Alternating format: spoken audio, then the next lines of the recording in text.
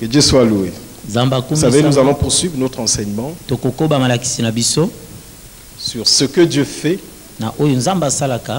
lorsque nous traversons des moments difficiles. Nous avons vu la première fois que pendant que nous traversons des instants durs, difficiles, des moments compliqués, c'est l'interprétation que nous voulons donner à la situation, Dieu a aussi une préoccupation. Pendant que nous cherchons à ce que Dieu puisse arrêter la situation, pendant que nous voulons que Dieu puisse mettre un terme au problème, quelquefois nous perdons l'énergie pour rien. Mais retenez ceci, ce n'est pas parce que vous avez demandé à Dieu d'arrêter le problème qu'il n'a pas fait qu'ensuite Dieu va vous en vouloir parce que vous lui avez demandé d'arrêter le problème. Dans tous les chapitres que nous avons voir jusqu'aujourd'hui, nullement Dieu ne passe son temps à reprocher quelqu'un sur le passé qu'il n'a pas su exploiter. Il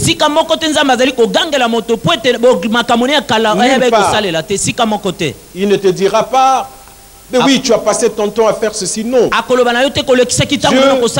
ira avec toi directement sur l'essentiel. Alléluia. C'est à toi maintenant de tirer des leçons et de comprendre que tu as perdu le temps sur quelque chose qui ne te profitait pas. Mais pendant que tu as prié afin qu'il arrête la situation, en effet, ton esprit était en communion avec Dieu. Ton esprit était en alerte dans la prière. Et c'est le côté avantageux de la situation. Mais quant à ton état d'esprit, parce qu'il est toujours bon de demander quelque chose et de l'obtenir. Quand tu ne l'as pas obtenu, demande-toi pourquoi et tire des leçons. Amen. Donc Dieu ne va pas te faire un procès parce que tu as passé ton temps à prier pour autre chose. Mais Dieu va essayer de te concentrer, d'attirer ton attention sur ce qu'il va faire avec toi maintenant. Et en ce moment-là, c'est à toi de tirer des leçons pour ne pas que tu as perdre plus tard le temps ailleurs. C'est ce que nous essayons de voir depuis le commencement. Dieu en ce temps n'est pas un juge. Il est le Dieu de grâce. C'est-à-dire lorsqu'il se présente à toi, il considère que tu as obtenu une faveur de sa part. Il ne prendra pas le temps pour te faire un procès. Mais s'il peut avoir du temps particulier avec toi, c'est pour te remonter, pour t'amener à voir ce qu'il est sur le point de réaliser avec toi. Alléluia. Amen. Alléluia. Amen. Que ça soit clair, mes bien-aimés, dans nos vies de chaque jour. Les choses qui nous retardent, nous devons apprendre à les mettre derrière où nous n'avons pas les yeux pour les voir. Mais les choses qui nous donnent des avantages, nous devons les mettre devant, parce que là nous avons les yeux pour nous concentrer dessus. Est-ce que je parle à quelqu'un ce matin? Je veux bien que tu comprennes avec moi ce matin que Dieu est autant préoccupé par ta situation, par ton problème, par les crises, les défis que tu affrontes chaque jour, qui ne veut pas un seul instant te laisser seul. Une chose est vraie, il est là. Tu ne le seras peut-être pas aujourd'hui, tu le seras un jour et tu comprendras finalement qu'il a été avec toi dès le commencement, qu'il se concentrait sur toute autre chose.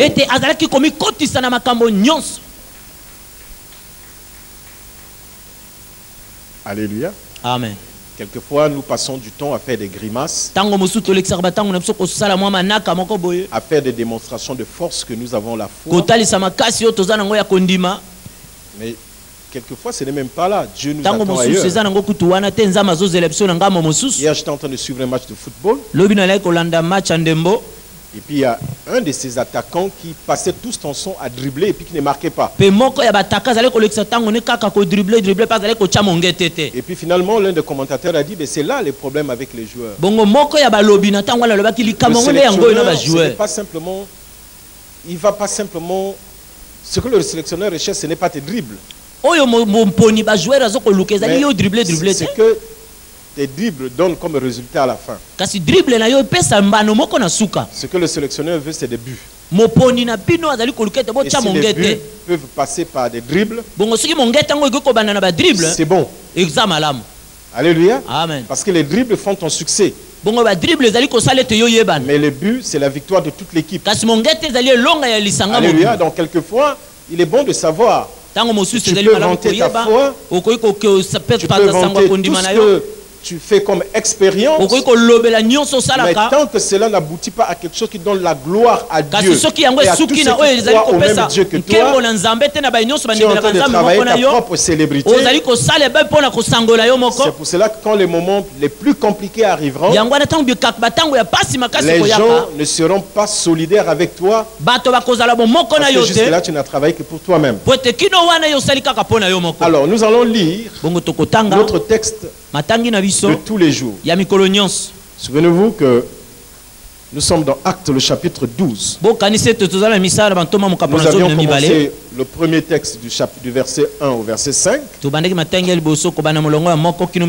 deuxième, nous avons pris le verset 5 et 6. Et aujourd'hui, nous allons prendre le verset 7 jusqu'au verset 11.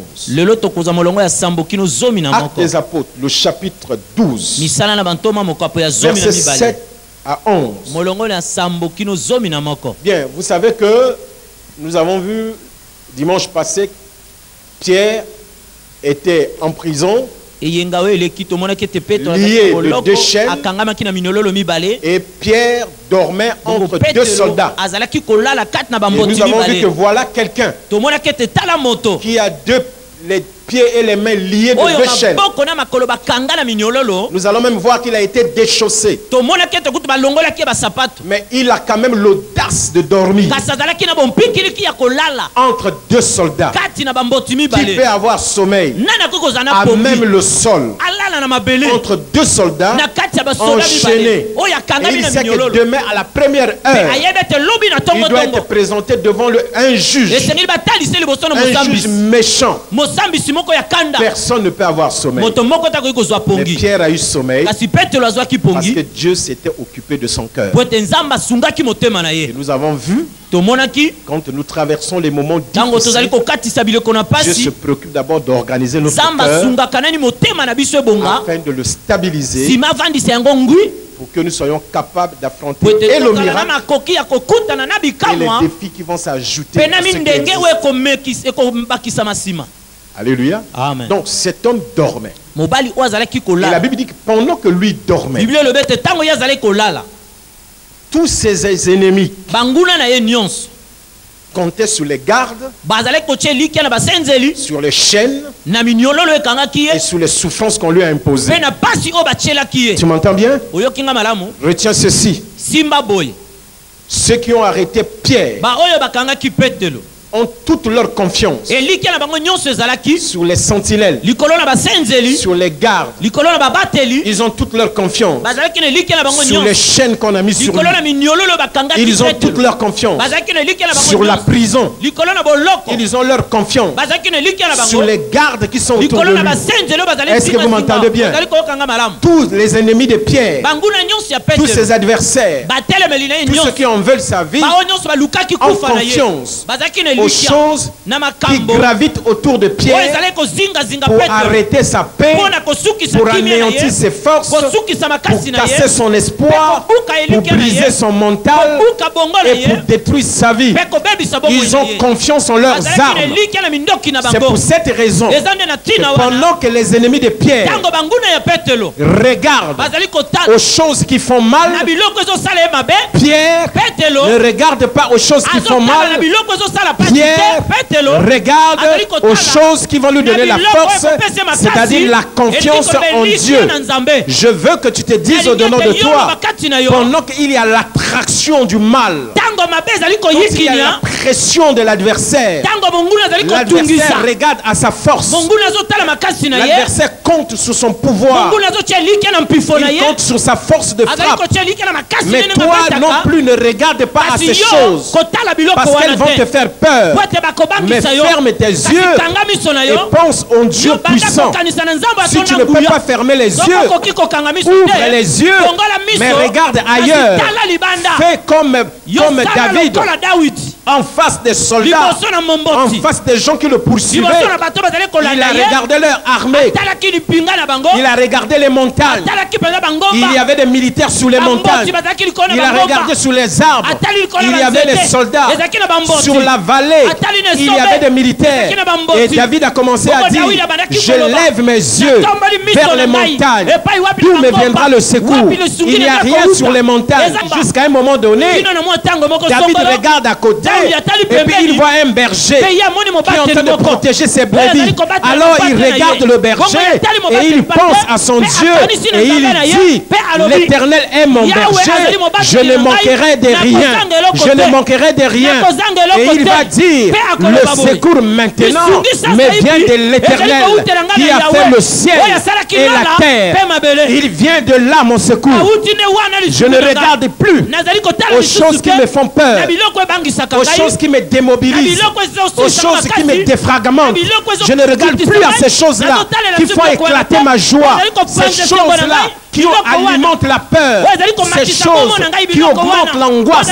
Je ne regarde plus à elles, mais je regarde vers les choses. En fait, je regarde vers Dieu, le consommateur de ma foi. Couché entre deux soldats, enchaîné. Il n'a pas regardé les chaînes. Moi, Paul, tu es venu comme ça. C'est pas possible. Il regardait les godasses des soldats, non. Il s'est dit maintenant là, la seule chose que je puis faire, c'est l'Éternel combattra pour vous et vous garderez le silence. Il a compris cela. Il s'est couché à même le sol. Laisse-moi te dire, dans n'importe quelle position où tu es, ce qui est important pour Dieu, ce n'est pas que tu sois couché au sol, mais c'est de savoir que ton cœur est porté en attention vers lui. Couché. Il s'est dit, il est écrit, ceux qui se confient en l'Éternel renouvellent leur. Non. Il dort comme un bébé, enchaîné, lié, gardé. Demain il y a un jugement, mais il dort. Et c'est parce qu'il a dormi qu'il a mis toute sa confiance en Dieu. Il a mis tout son espoir en lui. La Bible dit, et voici. C'est le verset 7. Acte 12, 7. Et voici qu'un ange du Seigneur survint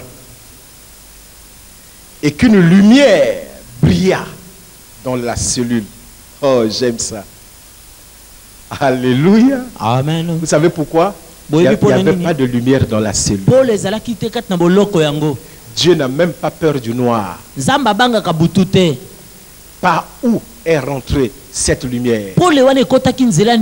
Cette lumière n'a rien à voir avec l'installation électrique de la prison. Lorsque Dieu décide de rentrer en scène, il se fiche du protocole. Il se fiche du système. Parce qu'il a son propre protocole. Non, le protocole ici, c'est tous les systèmes qui sont mis en place pour aboutir à quelque chose. Voyez-vous? Et voici qu'un ange du Seigneur survint et qu'une lumière brilla dans la cellule. L'ange réveilla Pierre. Écoutez, ça veut dire qu'il dormait profondément. Il y a une lumière. Pierre continue à... Oh, je prie que Dieu te donne le sommeil. Malgré tous les problèmes. Alléluia. Dors. N'aie pas peur de dormir. Même si on t'a dit que dans la maison là il y a des sorciers. Dors. Il y a la lumière, hein, mais il se réveille pas. Quelqu'un qui est enchaîné, lié, gardé, il dort. La lumière rentre dans sa cellule, mais il faut qu'on le réveille. Ah, j'aime bien cette partie-là, quoi.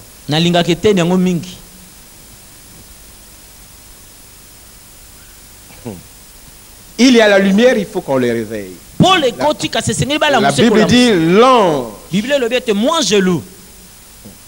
le réveilla. Comme il ne se réveillait pas, l'ange était obligé de le taper sur l'épaule. Qui peut dormir comme ça? C'est comme si on l'a tellement pressé, dit bon, je dors. Il dort. L'ange le frappe à l'épaule. Puis l'ange lui dit, lève-toi promptement. Waouh, c'est un ordre. Mais moi je crois que quelqu'un qui est fatigué, enchaîné, l'ange le tape à l'épaule. Mais l'ange était déjà, ça veut dire que l'ange s'était quand même déjà plié sur lui. Il fallait le prendre par la main et puis le se lever. Quand Pierre s'est retrouvé devant ce paralytique, il a dit, regarde-nous. On a ni or ni argent à te donner, mais ce que nous avons, nous te le donnons au nom de Jésus. La Bible dit que Pierre le prit par la main et le mit debout. Mais là, Pierre se trouve couché, lié, enchaîné. L'ange qui était déjà courbé sur lui, au lieu simplement de le prendre la main et de se lever, mais l'ange lui dit de se lever et de le faire promptement. Tu m'entends bien? Il ne fera pas tout à ta place. L'éveil spirituel, la décision d'affronter les situations, le courage de te retrouver en face des problèmes qui t'arrivent doit d'abord partir de toi, de toi-même. De dire devant ces problèmes, je ne recule pas. Il faut d'abord que toi-même tu aies le courage de te lever et d'avancer. Est-ce que je parle à quelqu'un? Il dit, lève-toi promptement. Pourquoi promptement?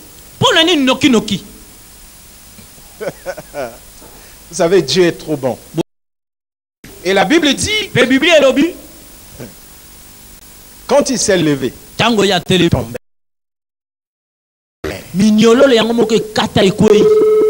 vous savez quelque chose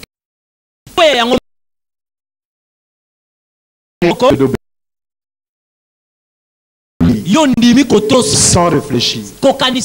Dieu a dit, je fais. Quand tu fais là, à l'instant même, les choses se modifient. Mais dès que tu raisonnes, l'adversaire a le temps de sortir. Lui dit, voyez-vous, lève de ses mains. Ah là là. À lire.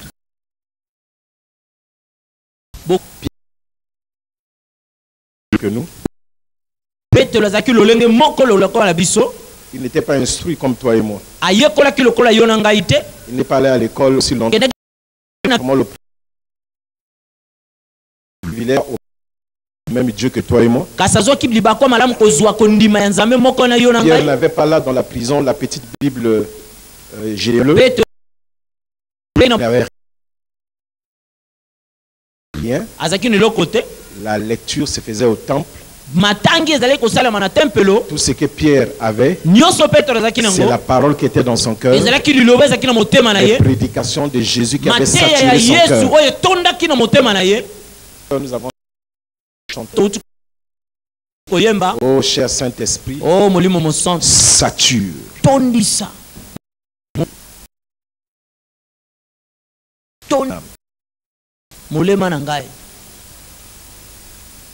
Il n'avait pas tout cela. Mais quand on lui a dit lève-toi, Il se leva. Maintenant, ce qui est choquant, l'ange qui lui a dit de se lever promptement prend encore du temps pour des petits détails. Mais apparemment, il était pressé, l'ange. Il dit à Pierre, lève-toi promptement. Parce que la promptitude permet aux chaînes de tomber instantanément. Promptement, vous partez promptement. C'est pour cette raison qu'il y a certaines choses. Tu ne dois pas prendre trop de temps pour réfléchir. Sinon, ça permet à ton intelligence de te résister. Il sera trop tard. Tu ne dois plus avoir le temps de raisonner. C'est grave, c'est fort, c'est une décision dangereuse. Mais parce que tu as obéi à la parole de Dieu, tu l'as fait. Quand ton raisonnement va arriver, trop tard tu as déjà agi. Et tout de suite les résultats vont se suivre. Et tu diras heureusement que j'avais obéi. Tout de suite. Vous avez peut-être suivi un document sur les accidents. La police arrête une dame sur l'autoroute. Et la dame se met juste derrière sa voiture. Et le policier lui dit non, madame, c'est très dangereux. Là où tu t'es mis, là où on s'est mis tous les deux, mettons-nous de côté. Ils se sont déplacés. Juste le temps que le policier rédige la contravention, une voiture est venue percuter la voiture qui était stationnée à côté. Donc si la dame n'avait pas obéi instantanément, elle perdait non seulement la voiture, mais parce que c'était un fouet fort, elle mourrait aussi. C'est pour cette raison quelquefois il faut obéir. Quand un policier t'arrête même, tu n'as pas de papier. Il faut arrêter. Quelquefois il t'a prévenu d'un accident de voie. Négocier avec lui s'il faut aller en fourrière, tu sais pas. Parce que Dieu a tellement de méthodes à lui. Vous savez, aujourd'hui chez nous, comme on ne respecte plus les autorités, on respecte plus rien.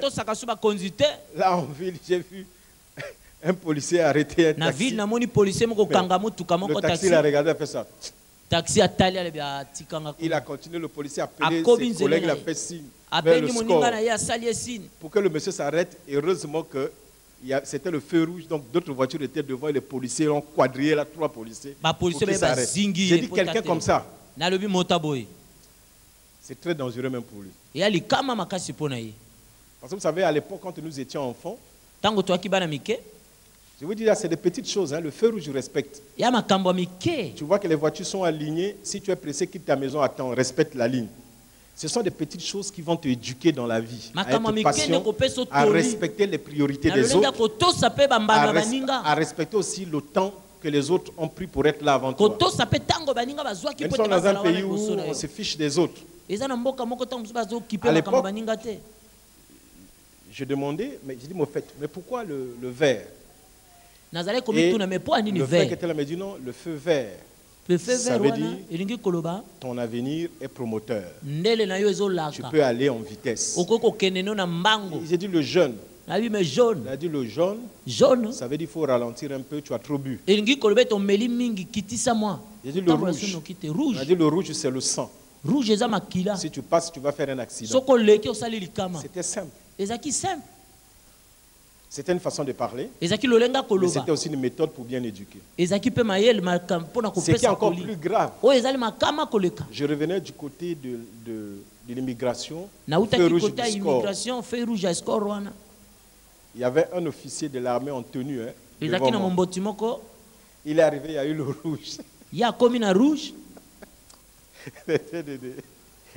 Il a accéléré, fiou. Et il y a une voiture qui venait de l'autre côté de l'arc de la poste qui a fait le prendre. Puis j'ai dit voilà, il est en tenue avec des étoiles. Quel modèle. Que Dieu nous aide. C'est une parenthèse. Hein? Pour dire simplement, quelquefois, il faut obéir sans réfléchir. Tu obéis d'abord comme à l'armée, et puis après, on te donne les explications. Ce n'est pas dans tous les cas, hein, mais c'est dans certains cas où c'est Dieu qui te demande de faire, que tu aies la capacité de discerner que là c'est Dieu qui me parle, il faut que j'obéisse. Et puis l'ange lui dit, mets ta ceinture, attache tes sandales. Moi je crois que quelqu'un, quand on a dit lève-toi promptement, est-ce qu'un prisonnier entre nous, je vous dis une chose, un prisonnier, regardez, l'ange lui dit,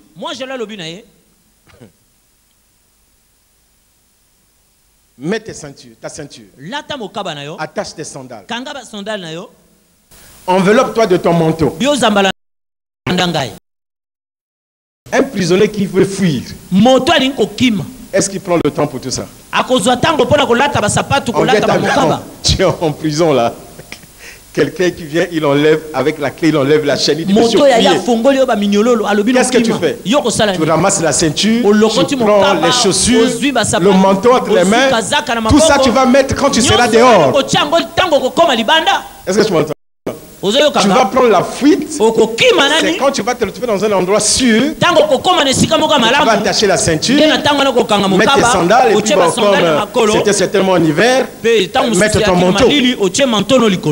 Mais là, l'ange lui dit, mets toutes ces choses. Alléluia. Amen. Il y a certaines choses, il peut te dire, allez, laisse telle chose.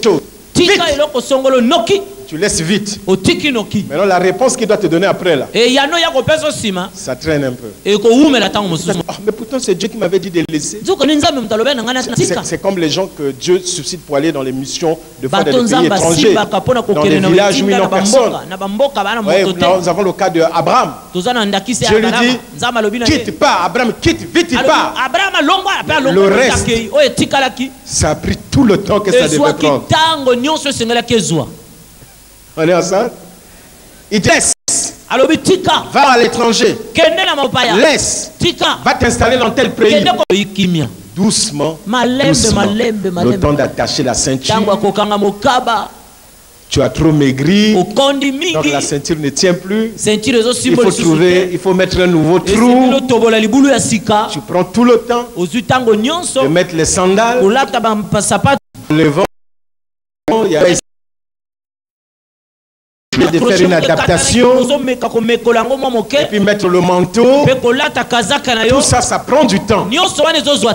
Mais laissez-moi vous dire, lorsque Dieu sait que c'est son d'entrer en scène, dans personne ne lui a fait vite. Parce que pourquoi? Parce que lui, il est le maître du temps et de toutes les circonstances qui sont rattachées à ce temps sont soumis à lui. Toi, tu peux faire vite parce que tu veux obtenir un résultat. Mais quand c'est à lui maintenant d'agir, il te dit doucement. On va doucement. Toi, tu comptes, il te dit compte 1 jusqu'à 5. Il dit on compte ensemble. 1. Toi tu as 2. 3, 4. Et puis tu entends là lui il dit 2. Et puis toi tu reviens à 2. 3, 4, 5. Lui il dit 2,5. Tu es obligé de ralentir. Est-ce qu'on est ensemble? Tu es obligé de ralentir. Parce qu'il veut fixer chaque chose à sa place de la manière la plus ferme et la plus solide.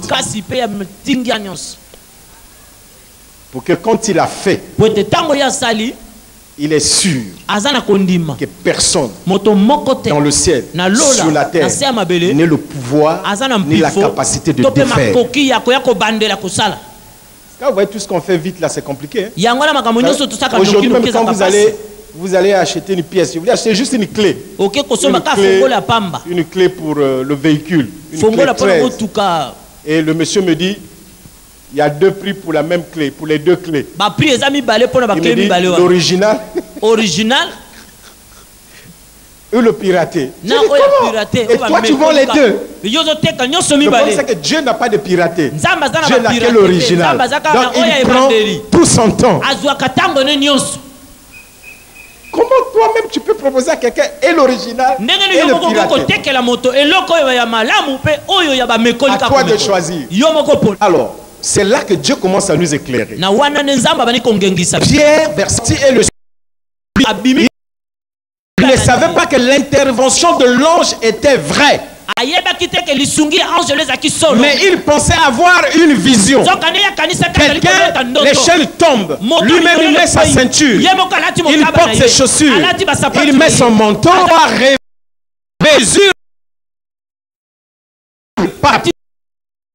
Première garde. Puis la seconde. Ils arrivaient à la porte de fer.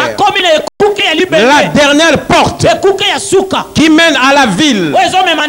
Et d'elle-même devant eux, ils sortirent et s'avancèrent dans une rue. Aussitôt, l'ange le quitta.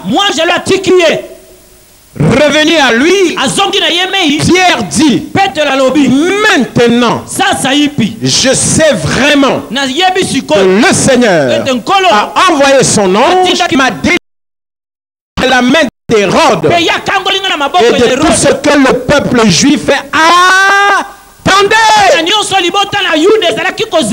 Pendant que eux ils sont en train d'attendre, Pierre n'attend plus. Oh, je vais te dire ceci.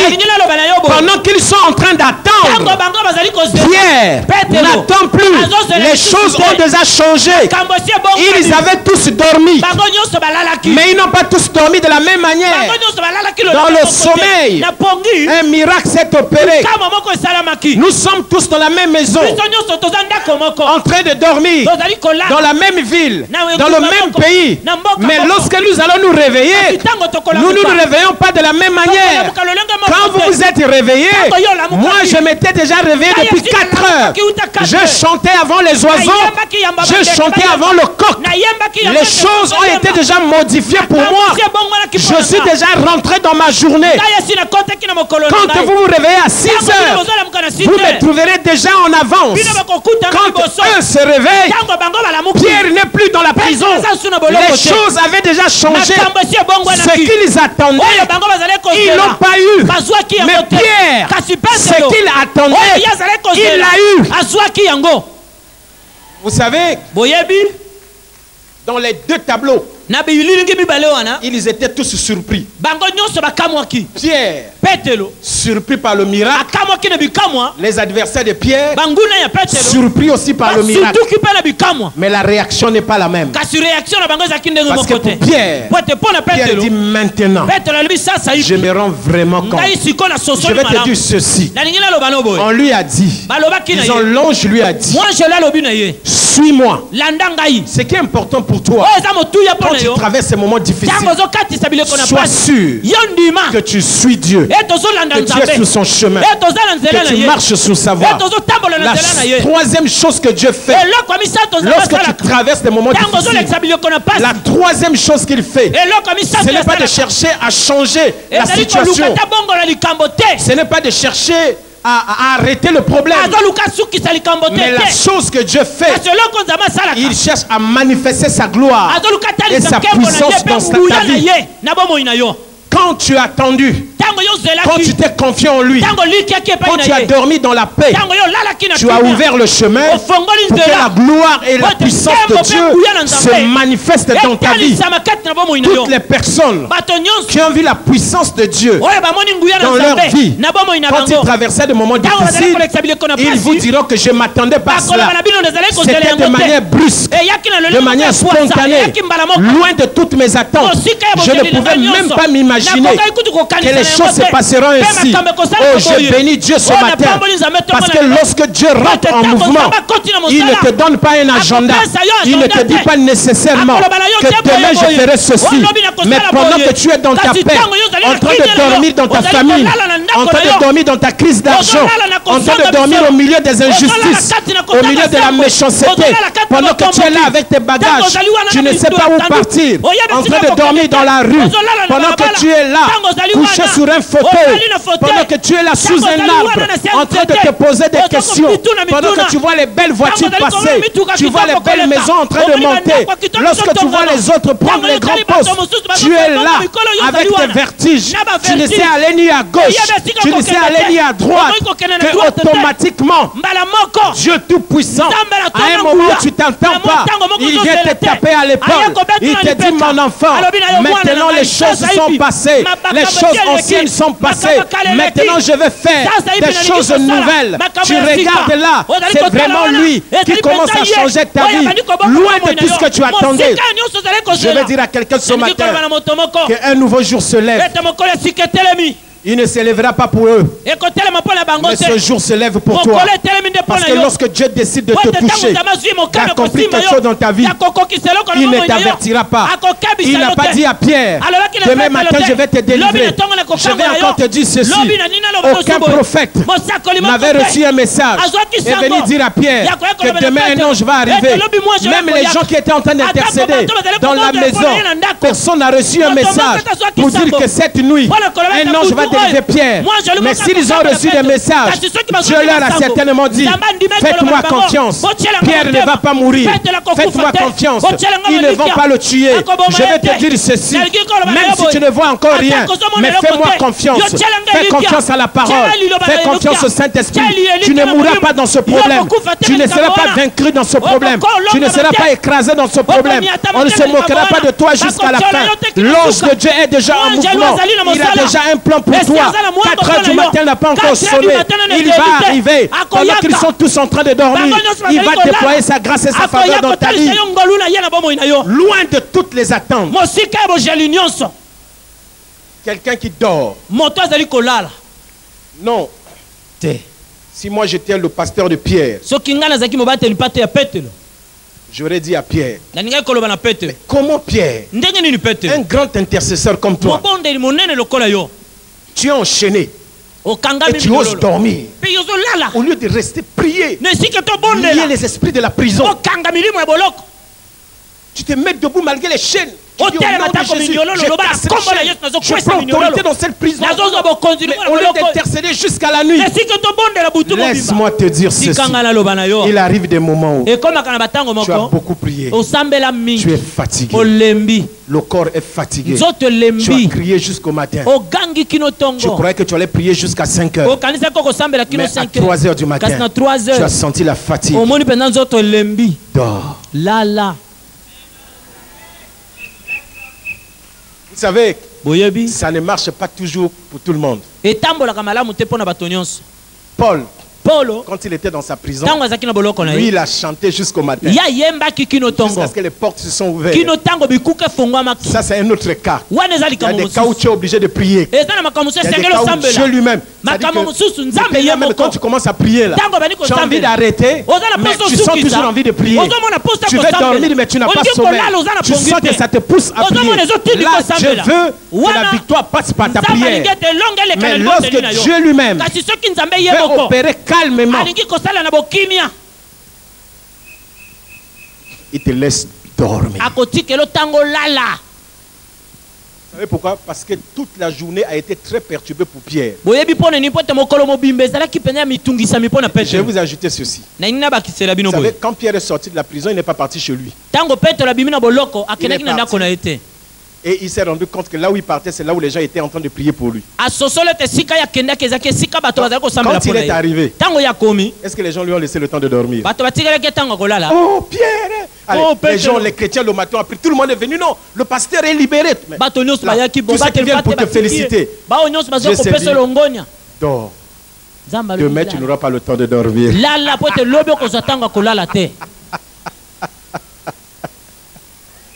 Demain, tu n'auras pas le temps de dormir. Vous savez, le prochain livre qui va sortir d'ici le mois de mars, c'est le mystère de l'homme, du sommeil et des rêves. Là, j'ai pas de l'importance du sommeil.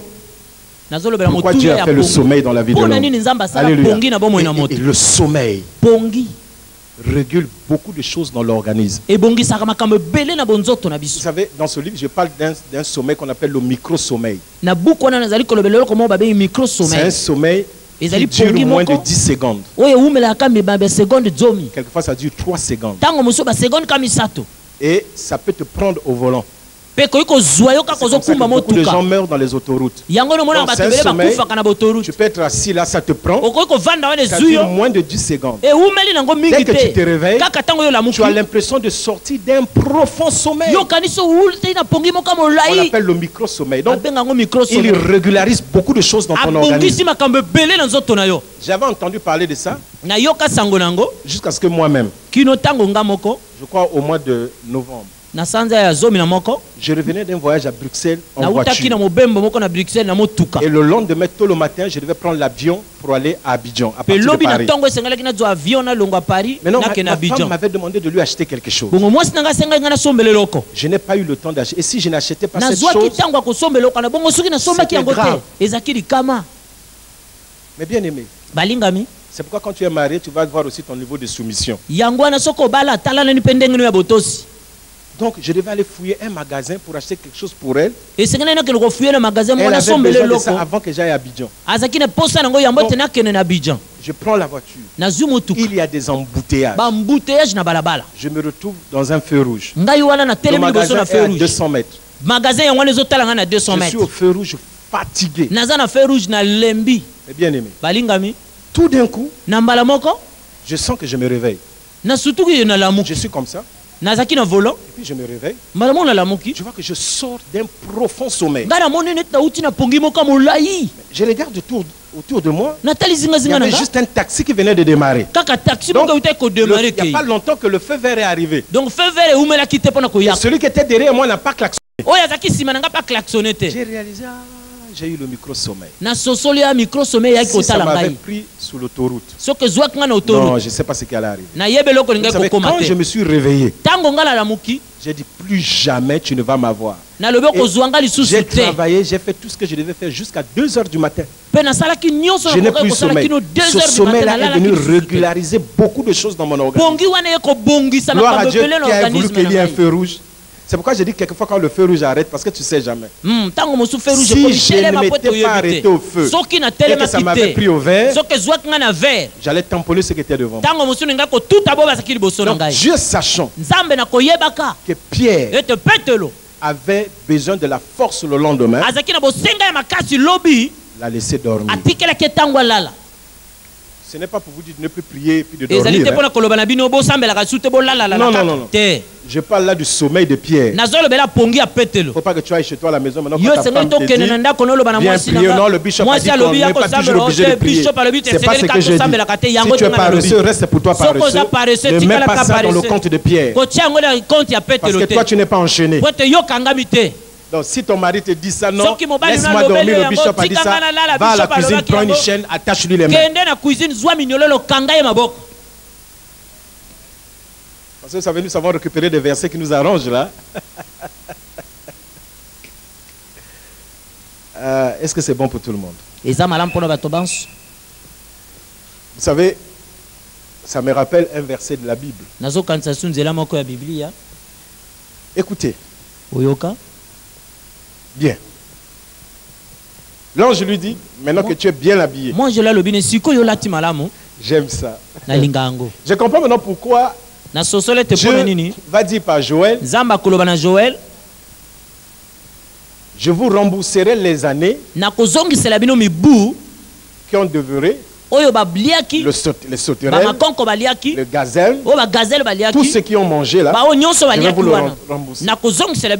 Évidemment, Pierre a été déshabillé, déchaussé, au même endroit où on l'avait déshabillé. déchaussés, enchaînés dans la même cellule. Dieu veut régler la même chose au même endroit. Là où même les événements ont eu lieu, au même endroit, la réhabilitation doit être faite. Parce que Dieu veut que quand Pierre sort de la cellule, quand il sera chez lui, le souvenir le plus fort qui va le marquer de la cellule, ce sont quand les chaînes sont tombées et quand il a mis ses chaussures, il a mis sa ceinture. Ces événements-là le font oublier tout ce qui était triste dans cette maison. C'est pour cette raison, quelquefois dans le même quartier où tu as été humilié, il arrive que Dieu revienne dans le même quartier pour restaurer ton image, pour que tu gardes un bon souvenir de ce quartier. Il revient dans ce même quartier pour te réhabiliter dans les choses que tu avais perdues. C'est pourquoi vous voyez des fois quelqu'un, il est dans une entreprise, on le chasse comme un chien. Encore que tous les chiens, on ne les chasse pas comme ça. On le chasse comme un vaurien, sans rien dire. Il fait ses bagages à la hâte. Il y a même des gens, on l'a nommé. Il ne laisse même pas le temps à son prédécesseur de faire les bagages. Lui vient déjà, il occupe le bureau, il prend les bagages de l'autre, il met dans un carton, dans un coin. Le bureau qui était le tien, tu rentrais avec fierté et dignité. Maintenant tu vas trouver tes petits bagages, on a mis dans un coin. Humblement tu ramasses tes bagages. Et lui il est là, il fait semblant de signer les papiers, il te regarde comment tu ramasses tes bagages. Le bureau est devenu lui-même. Lui-même est devenu le bureau. Il est rempli dans son bureau et le bureau est rempli de lui-même. Quand vous regardez tout le bureau, c'est lui. Il y a son ombre partout parce que le bureau c'est lui-même. Quand vous touchez à ce bureau, vous touchez à lui. Lui et le bureau sont nés le même jour. Ils ont le même cordon ombilical.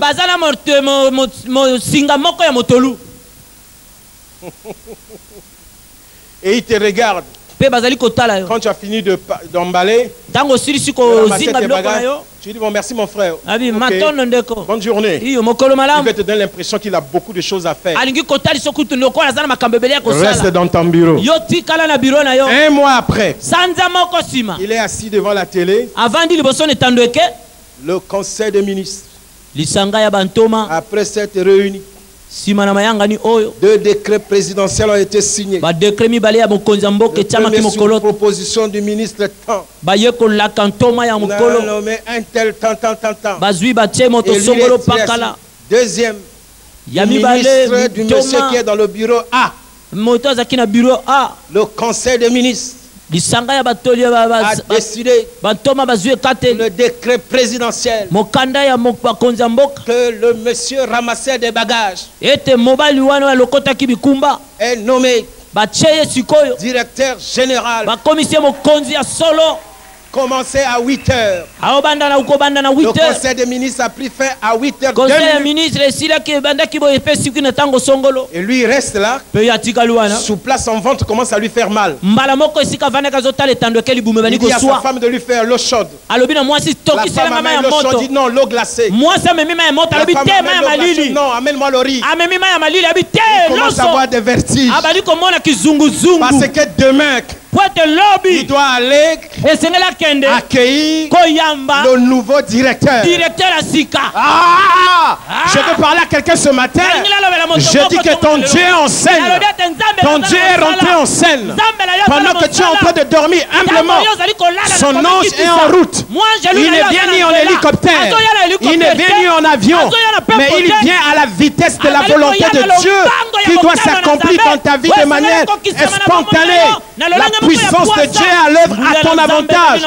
Je proclame sur toi maintenant que là où même tu as été enchaîné, les chaînes vont tomber. Là où même on avait enlevé la ceinture, tu vas rattacher toi-même ta ceinture. Là où même on t'avait déchaussé, tu vas toi-même te déchausser. Ça ne sera ni ailleurs. ni à un autre endroit, mais au même endroit où les événements tristes ont eu lieu, les événements glorieux seront célébrés.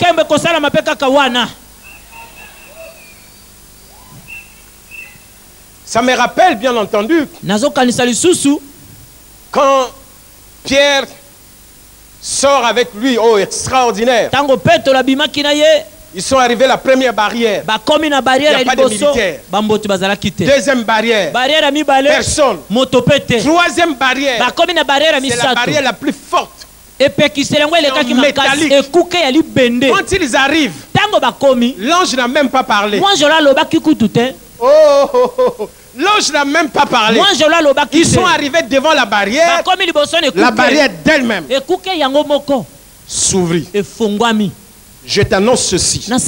Tu feras le premier pas, le deuxième, le troisième. Les portes vont s'ouvrir d'elles-mêmes. Tu ne parleras même pas. Là où tu avais déjà prié, Dieu a pris déjà cette prière. Et cette prière t'a dévancé. Cette prière a pris du chemin. Cette prière a pris les pieds. Elle est déjà sur ton chemin. Tu te présenteras seulement, dit la Bible, et tu verras la délivrance de l'Éternel. Tu te présenteras simplement et tu verras la délivrance de l'Éternel. Ce que je vous dis peut se faire.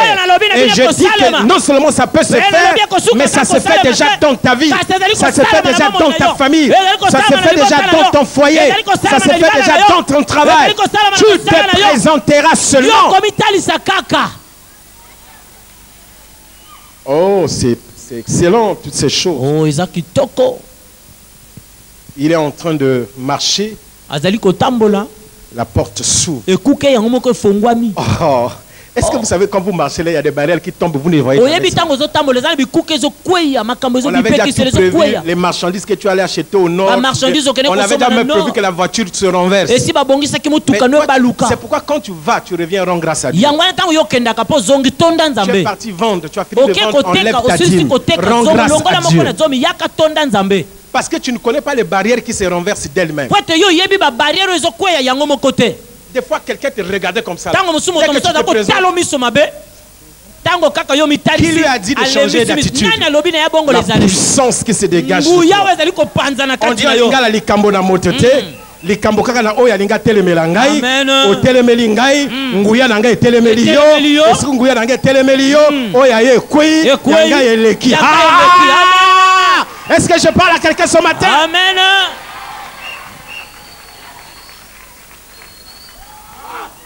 Je n'ai de problème avec personne. Je disais le seul problème que j'ai, c'est que j'ai une puissance en moi. Si je te dresse contre moi, ma puissance se dresse contre toi. Ta puissance tombe et moi je passe avec toute ma puissance et je regrette que tu sois tombé parce que je suis dans l'obligation de passer avec ma puissance.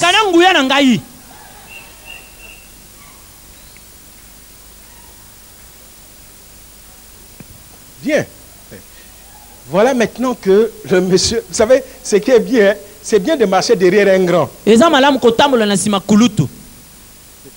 savez, je vous dis une histoire. Il y a un frère de Bethany ici. On a voyagé un jour avec lui. Je suis rentré dans l'avion en retard. Il était en première classe. Dès que je le vois, je le salue. Mais j'ai senti qu'il n'était pas embêté. Il dit, comme mon bishop est derrière moi, je suis devant. J'ai senti ça. Dès que je suis allé m'asseoir, je l'ai vu tout de suite, il est venu. Il est venu en deuxième classe. Oh, j'ai dit, ça dit qu'en réalité, quand tu sais qui tu es, même si tu es en culotte, celui qui est en veste là, il va respecter ta culotte là. Moi j'étais le papa, j'étais en seconde, mais lui c'est le PDG, il est en première. Non, ça dit que non, les gens l'ont vu quitter la première. Il est venu en deuxième. J'étais avec mon voisin là. Il est venu papa. Il dit ok. Mais il n'a pas de choix. Même s'il veut me mettre en première, ce n'est plus possible parce que les guichets sont fermés. Donc, je savais que s'il avait la possibilité de payer que j'ai en première avec lui, il allait le faire. Mais là, il n'avait pas de choix. On cause.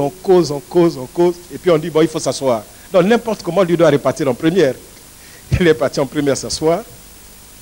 Dès que l'avion a décollé.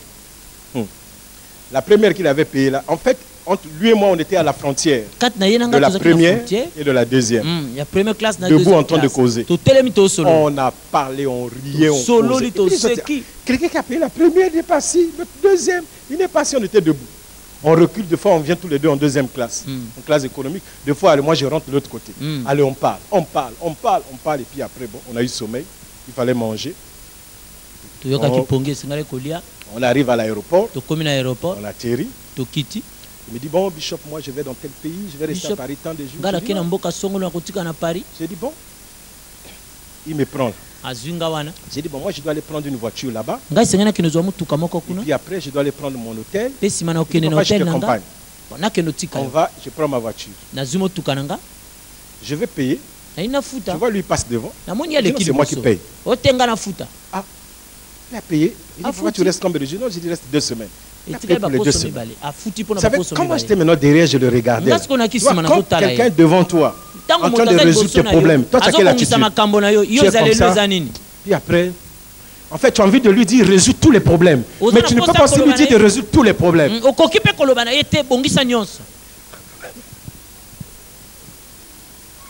On a pris la voiture. On sort. On va à l'hôtel. Il était encore 8 heures. 8h30. L'hôtel me dit non, vous ne pouvez prendre l'hôtel à 12 heures. Je vais payer. Il me dit non, papa, je paye. Moi, je recule. Et lui, derrière, il paye. J'ai envie de lui dire, paye aussi le restaurant, le petit déjeuner. Mais pendant qu'il payait là, la demoiselle qui tape à l'ordinateur me regarde. Elle voyait que j'étais dans une attitude de quelqu'un qui est en train d'être gâté, quoi. Elle me regarde, elle sourit. Et elle dit, c'est votre frère. Et elle me demande, c'est votre frère, parce que la dame, je dors souvent là, elle me connaît. Elle dit, c'est votre frère. Le monsieur dit, non, non, non, c'est mon papa. C'est votre papa, oui, c'est mon papa. Oh. Mais comment ça? Il dit, ne pose pas de questions, c'est mon papa. Et moi, là, il fallait maintenant que j'ai les allures de papa.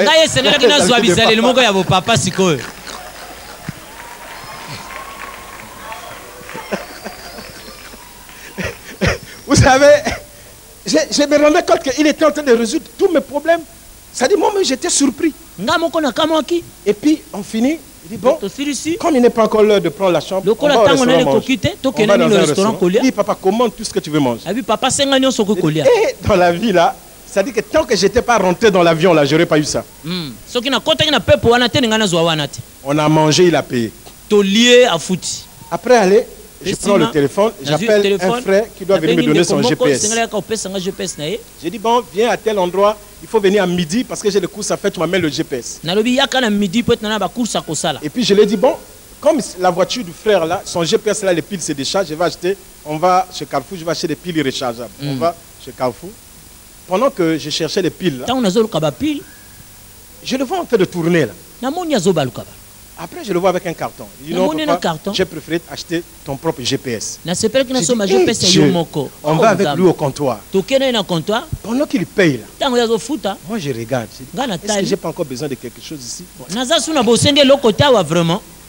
Après, il me retourne, il dit, ah, papa, je n'ai pas demandé, est-ce que ça te plaît? Si tu peux changer, tu changes. Je dis, ah non, là, je peux changer. Je suis allé maintenant chercher le modèle qui me plaît. J'ai pris, il est allé, il a payé. J'ai dit, oh mon Dieu, j'ai envie de l'avoir avec moi durant tout mon séjour. Mais l'image que je vais vous donner, c'est le fait que lui, il est devant et moi, je suis derrière.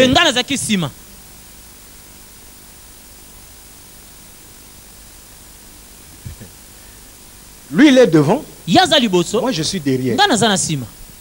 Il est en train d'opérer en ma faveur. C'est un peu l'image de Pierre.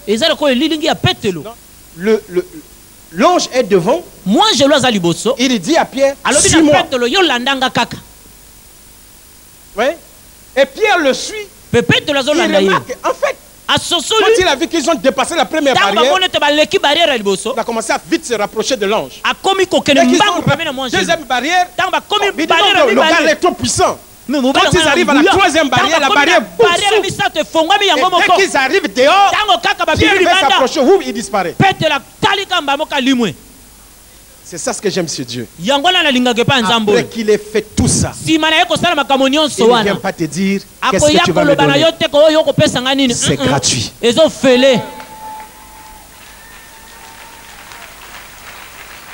attends. L'ange n'a même pas donné le temps à Pierre de lui présenter les remerciements. Il n'a même pas laissé à Pierre le temps de se réveiller. Tout cela pour Pierre, c'était un rêve, une vision. Le moment où Pierre veut prendre confiance pour le remercier, il a disparu. Moi, je peux te demander de me remercier parce que je suis un homme comme toi. Entendez? Ton frère peut te demander de le remercier. C'est tout à fait normal. Un pasteur a prié pour toi, va le remercier. Chaque fois qu'un homme t'a fait du bien, va le remercier. Mais Dieu n'attendra pas que tu viennes le remercier. Il attendra que toi-même, tu te retrouves tout seul, sans qu'il t'influence, sans qu'il t'impose. Là où tu te retrouves tout seul, quand tu as ton argent, il ne viendra pas te dire paye ta dîme. Quand tu as ton argent, il ne viendra pas te dire dans l'offrande d'action de grâce. Il veut te laisser mettre libre de tes décisions. Il veut voir jusqu'où tu es capable, au centre de ta vie, en pleine puissance sur tout ce que tu as qui t'appartient, que tu aies le courage de te réveiller, de rentrer en toi-même, de dire j'ai un Dieu qui fait ces choses dans ma vie, laisse-moi le remercier. L'ange n'a pas voulu que Pierre le remercie devant lui.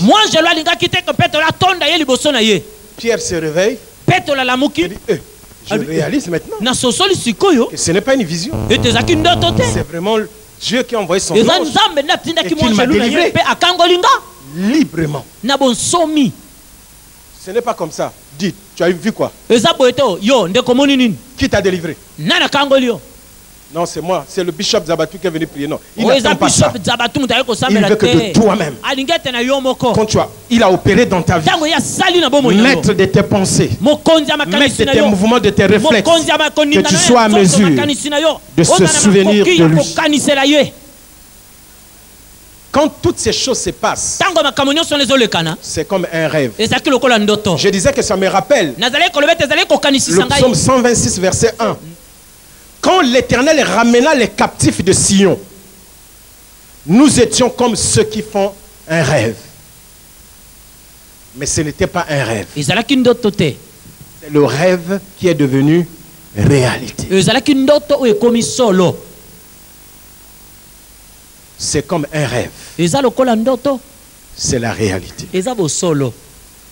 Je suis là ce matin pour te dire, ça peut être comme un rêve, mais c'est la réalité. Dieu va manifester sa puissance dans sa vie. Il va manifester sa gloire dans ta vie. Il va te dévoiler sa face. Il va maintenant te prouver combien il t'aime. Il va maintenant montrer à ton savoir que rien, aucune barrière ne peut l'empêcher de t'élever, de te sortir du trou où tu es, de te ramener là où tu dois être. Et ce matin, je suis là pour dire, tu dois aller avec lui là où tu dois être, à l'endroit qui te convient, cet endroit que lui s'est choisi pour toi. Que Dieu vous bénisse. Merci beaucoup. Soyez bénis. Ce n'est plus un rêve, c'est la réalité. C'est le rêve qui se transforme en réalité. Je veux que tu te mettes debout, s'il te plaît, et que tu dises, ça paraît comme rêve, mais c'est la réalité. Dieu rentre dans ma vie et il accomplit des choses en ma faveur. Cela est comme un rêve, mais c'est la réalité. C'est le moment où Dieu rentre en scène pour me réhabiliter, pour me mettre à ma place, la place qu'il s'est choisie pour moi, la place qui me convient. Est-ce que maintenant tu peux faire un résumé dans la prière? Est-ce que tu peux prier toi-même maintenant par rapport à tout ce que tu viens entendre, par rapport aux conclusions que tu as faites, à tout ce que tu as écouté? Je veux que tu pries maintenant toi-même. Prie comme tu veux. Par rapport à la parole que tu as entendue, prie comme tu veux. Seigneur, Ce n'est plus un rêve. C'est la réalité. Tu rentres en mouvement dans ma vie. Tu fais éclater ta gloire dans ma vie. Et tu viens me visiter par ta puissance. C'est le moment pour toi, Seigneur, de te manifester dans ma vie. C'est terminé, les rêves sont passés. Maintenant, je rentre dans le champ de la réalité. Où Dieu rentre en mouvement. Est-ce que je peux voir tout le monde debout, s'il vous plaît? Est-ce que je peux voir tout le monde debout, s'il vous plaît? Est-ce qu'on peut prier maintenant, s'il vous plaît? Priez avec art.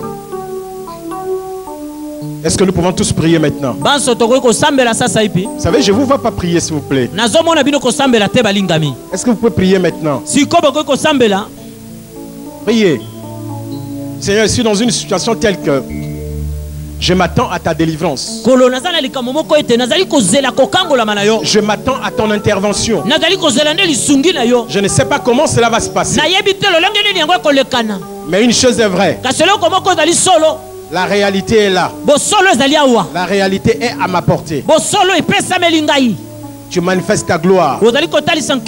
Tu manifestes ta puissance en ma faveur. Je suis témoin de cela. Je veux le vivre. Cela peut paraître comme un rêve, mais c'est la réalité. Tu me touches. Tu me délivres. Tu interviens en ma faveur. Alléluia.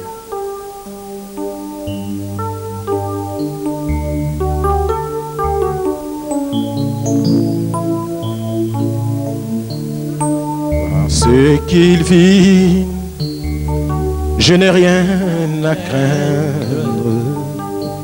Mes lendemains sont assurés entre ses mains. Il tient ma vie pour ce temps et l'éternité. Je sais qu'il vit, c'est qu'il vit. Je n'ai rien à craindre. Mes lendemains sont assurés entre ses mains. Il tient ma vie pour ce temps et l'éternité. Je sais qu'il vit, parce qu'il vit.